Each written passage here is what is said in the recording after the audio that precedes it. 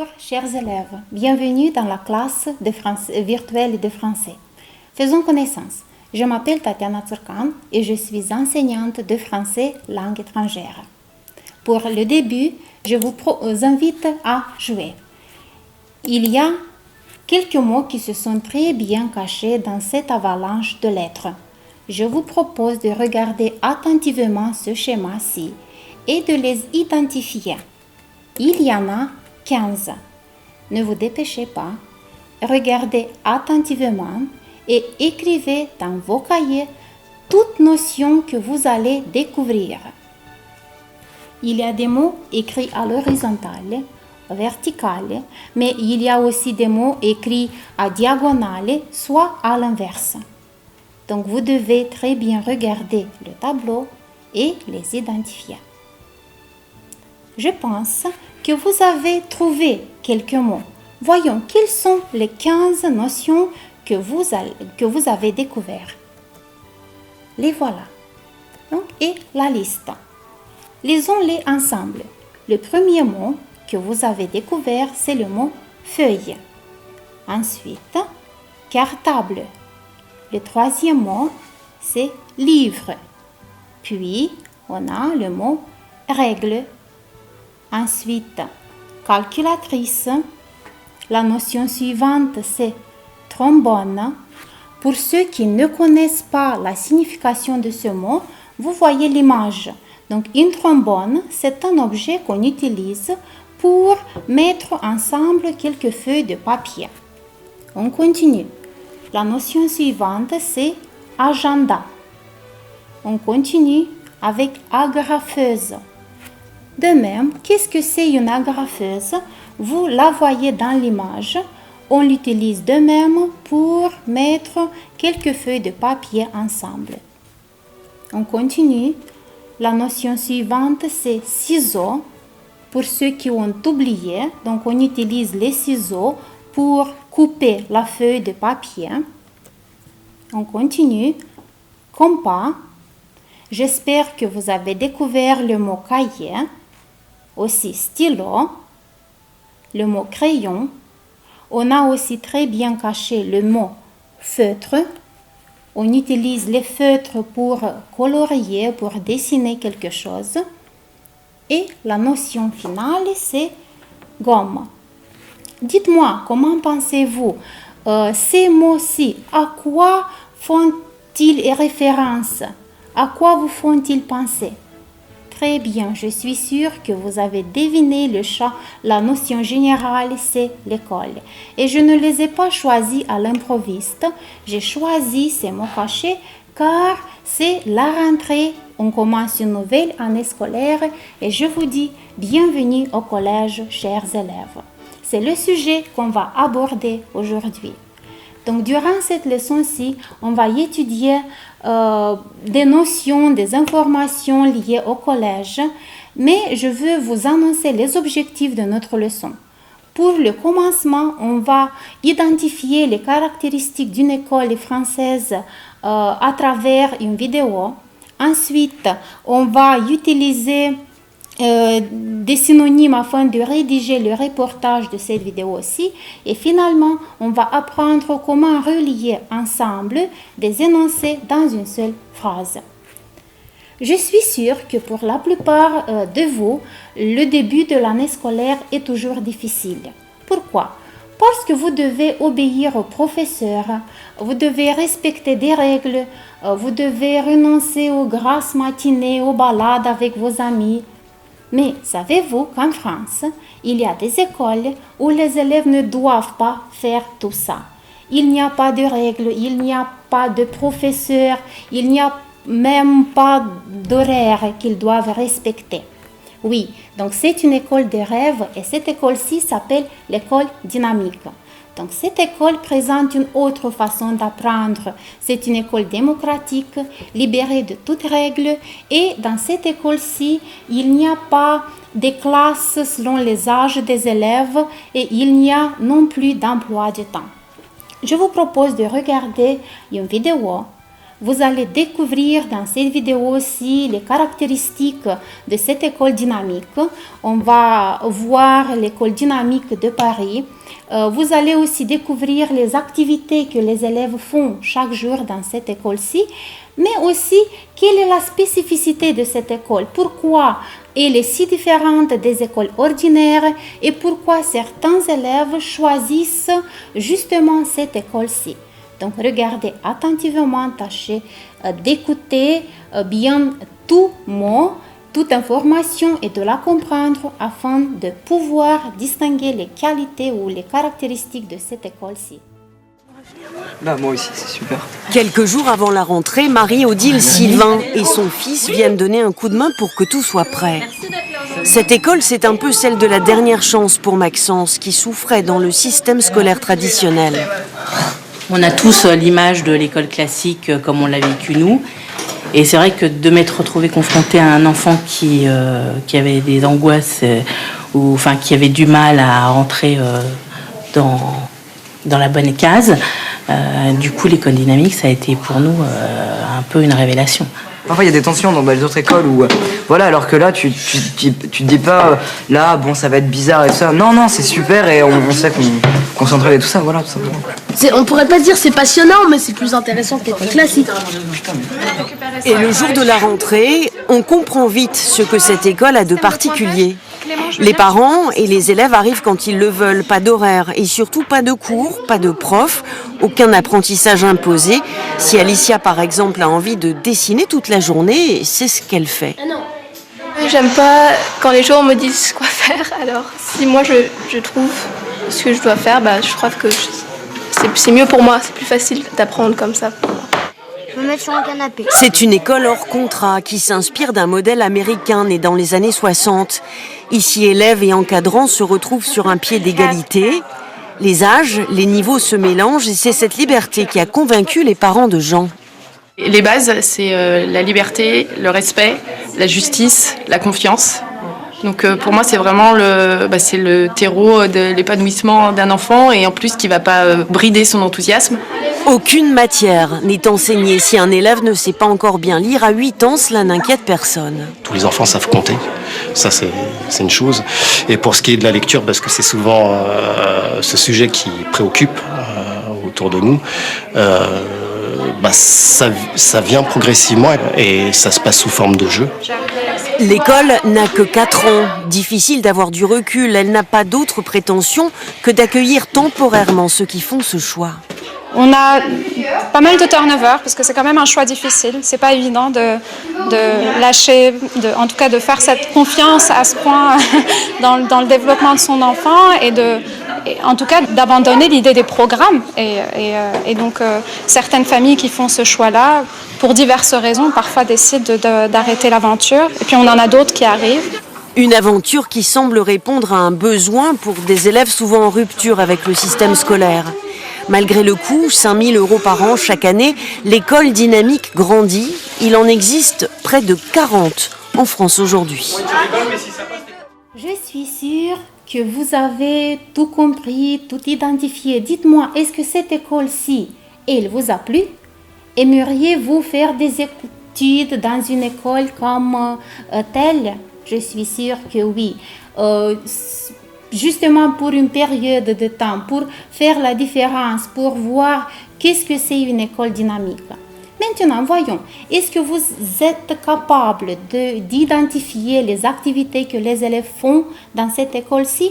Donc, à l'écran, vous avez une liste entière des activités que les élèves pratiquent. Je vous propose de les choisir selon l'information de la vidéo. On voit dans la vidéo que vous avez vue, on voit un élève ou des élèves laver des vitres. Est-ce que vous avez vu ça? Oui, il y avait des élèves qui lavaient des vitres car ils préparaient l'école pour la rentrée scolaire. Est-ce que dans cette vidéo aussi, vous avez vu des élèves jardiner? Non, il n'y avait aucun. Est-ce qu'il y avait quelqu'un qui jouait à des jeux vidéo? C'est interdit dans une école, mais quand même, dans cette école-ci, les élèves jouent à des jeux vidéo. On continue. Est-ce que vous avez vu des élèves qui faisaient la vaisselle? Non, aucun. Il y avait une dame qui faisait la vaisselle. Est-ce que les élèves dans l'école dynamique de Paris font-ils des exercices sur ordinateur?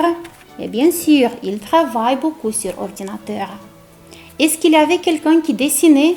Oui, il y avait des élèves qui dessinaient. Est-ce que dans la vidéo, vous avez identifié des enfants qui cuisinaient? Non. Est-ce que vous avez vu des élèves qui se reposaient sur un canapé? Oui, il y avait un élève, un petit enfant qui se reposait sur un canapé. Oui, un canapé à l'école et on peut se reposer quand on veut. Maintenant, rappelez-vous, est-ce que dans cette école-ci, les élèves font des jeux de société? Mais bien sûr qu'ils font des jeux de société. Est-ce qu'il y avait quelqu'un qui fabriquait des meubles? Aucun. Dans cette école-ci, dans l'école dynamique de Paris, les élèves font de la gymnastique? Oui. Et ils aussi font de la peinture.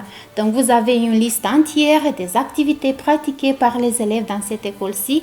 Et si les comparer aux activités faites par les élèves dans nos écoles, alors vous pouvez découvrir quelques différences, quelques activités qu'on considère pas ordinaires chez nous.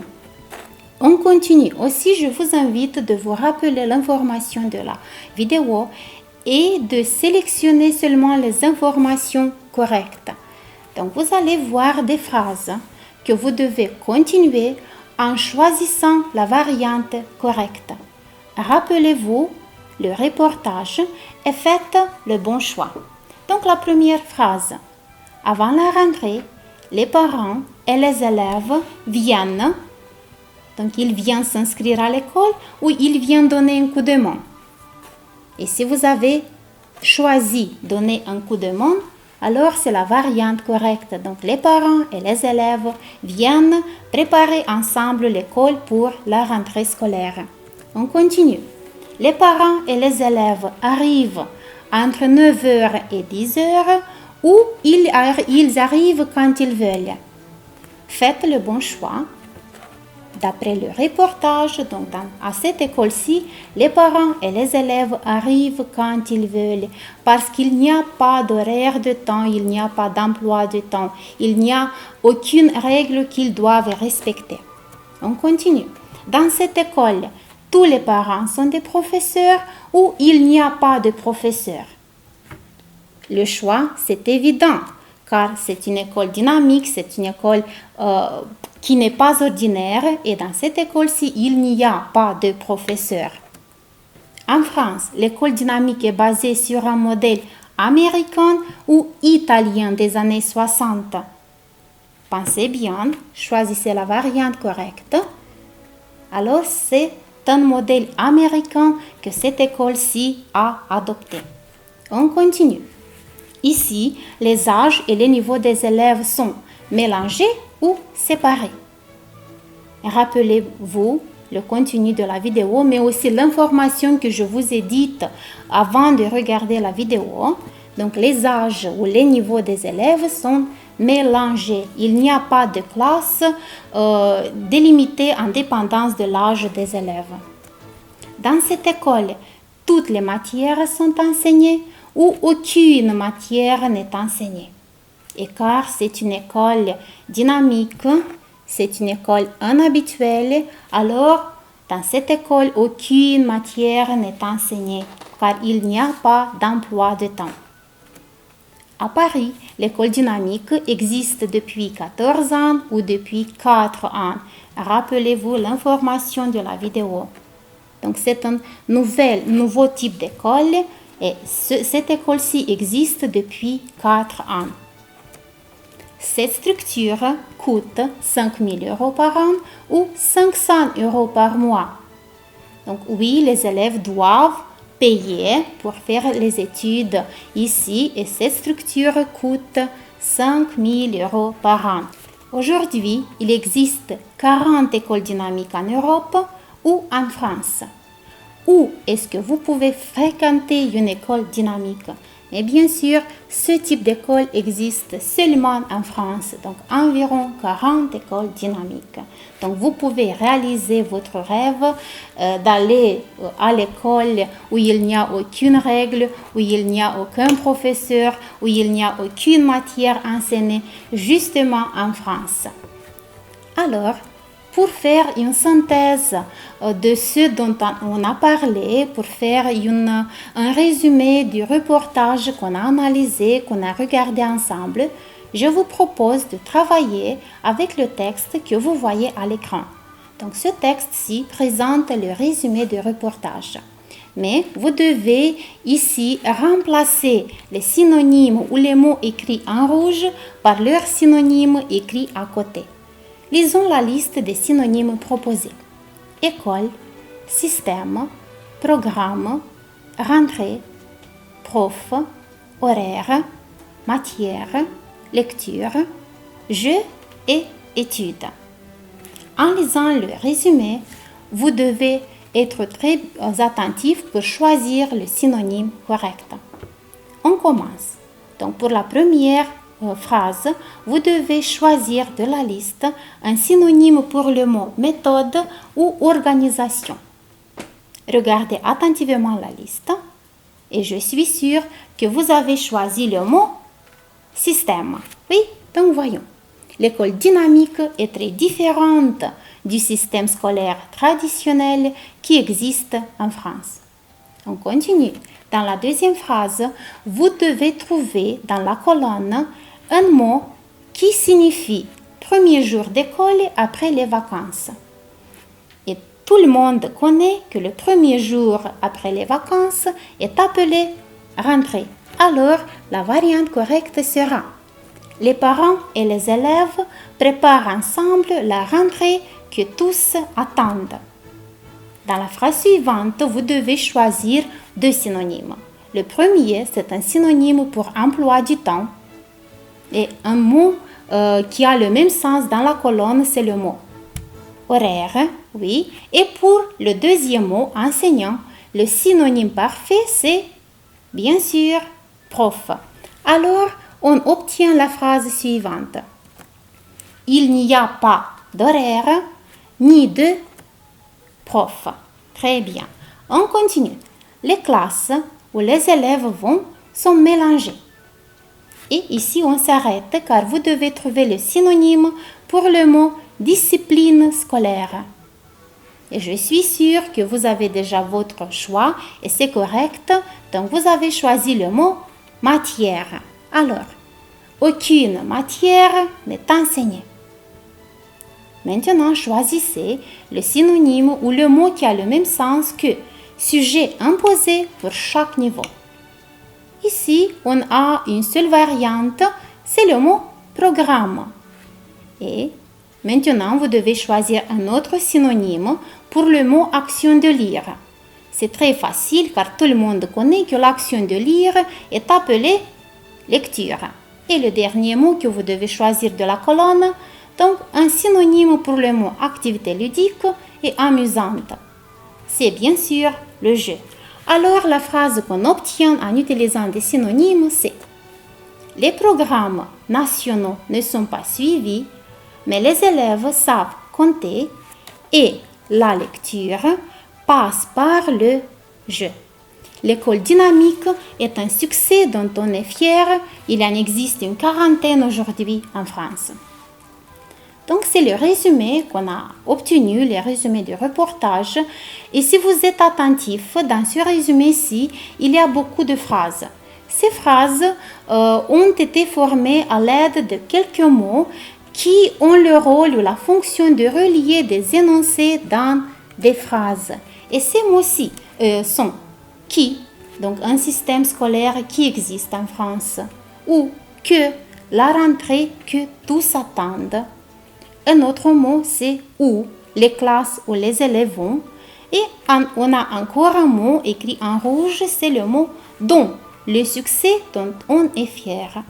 Je suis sûre que vous vous rappelez très bien l'information de l'année précédente et que vous reconnaissez tous ces mots-ci. Ce sont des pronoms relatifs simples. Et tout le monde connaît que les pronoms relatifs simples servent à relier deux phrases dans une autre plus longue pour n'en faire qu'une. Alors, on va se rappeler un peu de la théorie liée aux pronoms relatifs simples. Donc, on a la phrase « c'est le collège ». La deuxième phrase que je vous propose, « ce collège est le plus proche ». Maintenant, on va utiliser un pronom relatif simple pour relier ces deux énoncés dans une seule phrase. C'est le pronom qui qu'on va utiliser et on obtient la phrase « c'est le collège qui est le plus proche ». Alors, on utilise « qui » quand le pronom est le sujet de la phrase. Alors, dans ce cas-ci, on a remplacé le mot collège par le pronom qui, car le mot collège est le sujet de la deuxième phrase. Et vous devez aussi être très attentif et retenir le fait que le pronom relatif qui se trouve toujours directement devant le verbe. Donc, on a le pronom qui et après le pronom qui, c'est le verbe est. Donc, c'est la règle de base que vous devez retenir. On continue. C'est le collège et la deuxième phrase que je vous propose, je fréquente ce collège. On va faire la phrase suivante. C'est le collège que je fréquente. Donc, pour relier ces deux énoncés dans une seule phrase, on a utilisé le pronom relatif simple que. On utilise que quand le pronom est l'objet de la phrase. Je fréquente quoi? Je fréquente ce collège. Le mot ce collège est l'objet de la phrase. Et encore une chose que vous devez retenir, c'est le fait que après le pronom relatif que, il y a d'abord le sujet et puis le verbe. C'est pour faire la différence entre l'utilisation de qui et de que. Donc, après qui, encore une fois, vous avez le verbe et, mais après que, vous avez toujours le sujet et ensuite le verbe. On continue. La même phrase, c'est le collège. La deuxième, j'étudie dans ce collège. Comment peut-on les relier dans une seule phrase? C'est le collège où j'étudie. Dans ce cas-ci, on a utilisé le pronom relatif simple où. On utilise où pour reprendre un complément de lieu ou de temps. J'étudie où? Dans ce collège.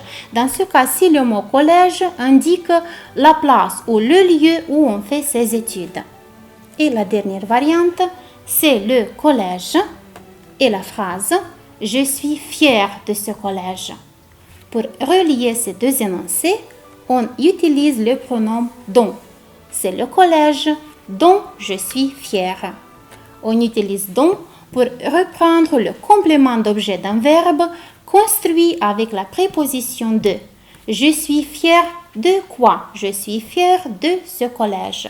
Donc, vous devez retenir qu'on utilise le pronom « dont » après un verbe qui s'utilise toujours avec la préposition « de ». Je suis sûre que vous vous êtes rappelé l'utilisation de ces pronoms-ci. C'est pourquoi je vous propose de commencer la pratique de vos connaissances. La première tâche, c'est de choisir la bonne réponse. Donc, on a dit que la fonction de base des pronoms relatifs simples, c'est de relier deux énoncés dans une seule phrase. C'est justement ça que vous allez faire. Donc, vous devez relier les énoncés proposés dans une seule phrase en utilisant le pronom relatif simple correct. Et pour vous aider, vous avez quelques variantes de réponses parmi lesquelles vous devez faire le bon choix. Commençons. J'ai un chien. Le chien s'appelle Philo. Regardez attentivement les variantes proposées et faites le bon choix. J'ai un chien qui s'appelle Philo. On continue. Marion porte une robe de soirée. Elle l'a achetée à Paris. Choisissez la variante correcte. Marion porte une robe de soirée qu'elle a achetée à Paris. Parfait, on continue. Vous avez passé les vacances en Grèce. Ma mère est née en Grèce. Regardez attentivement les variantes proposées et continuez correctement la phrase. Vous avez passé les vacances en Grèce où ma mère est née. La suivante. Tu as pris les clés. J'ai besoin de ces clés. Quel sera votre choix? Tu as pris les clés dont j'ai besoin. Et la dernière phrase. Monsieur Mallet est le professeur d'anglais. Notre classe l'adore. Faites le bon choix, ne vous dépêchez pas. Monsieur Mallet est le professeur d'anglais que notre classe adore. Donc, si vous avez choisi les bonnes variantes chaque fois, ça signifie que vous avez très bien compris la théorie, vous avez très bien retenu les règles d'utilisation des pronoms relatifs simples. La tâche suivante, c'est de jouer un peu avec les attitudes et les émotions. On peut utiliser les pronoms relatifs simples pour exprimer ces attitudes et donner des arguments. Vous allez voir à l'écran des structures de phrases que vous devez compléter par le pronom relatif simple correct. Ensuite, vous devez choisir le sentiment ou l'attitude et faire une phrase tout entière. Allons-y. La première structure, les enfants, vous devez la compléter par le pronom relatif simple correct. Les enfants qui font du bruit. Est-ce que vous aimez, détestez ou vous avez peur des enfants qui font du bruit? Je suis sûre que tout le monde déteste les enfants qui font du bruit. La structure suivante, le nom, pensez bien, que je porte. Quelle est votre attitude? La mienne, c'est par exemple, j'aime le nom que je porte. Les fleurs, choisissez correctement le pronom, les fleurs qui sentent fort. Mon attitude est j'aime les fleurs qui sentent fort. Des chiens qui habitent dans la rue. Quelle est votre attitude? J'ai peur des chiens qui habitent dans la rue. On continue. Les professeurs, le pronom relatif correct, c'est dont. Les professeurs dont on a peur. Je déteste les professeurs dont on a peur. Les voyages. Qu'est-ce que vous allez utiliser ici? Les voyages où tout est organisé. Alors, je peux affirmer que j'aime les voyages où tout est organisé. Les restaurants, complétez correctement. Les restaurants où il y a beaucoup de monde. Je pourrais dire que je déteste les restaurants où il y a beaucoup de monde. Et la structure finale, des fantômes. Choisissez le pronom correct. Des fantômes dont tu me parles chaque nuit. Mon choix c'est j'ai peur des fantômes dont tu me parles chaque nuit. Vous êtes très bravo, je suis sûre que vous avez fait le bon choix et que vous avez compris une autre situation d'utiliser correctement et raisonnablement les pronoms relatifs simples. On continue avec un conseil que je vais vous dire. Donc, il est bien d'apprendre chaque jour quelque chose de nouveau, mais il faut aussi être raisonnable, être intelligent et de savoir le fait que si vous avez du plaisir, si vous sentez le plaisir dans ce que vous faites, vous allez obtenir beaucoup de succès. Car la joie d'apprendre est autant indispensable à l'intelligence que la respiration au coureur. Merci pour votre présence dans la classe virtuelle de français. Bonne journée à tous.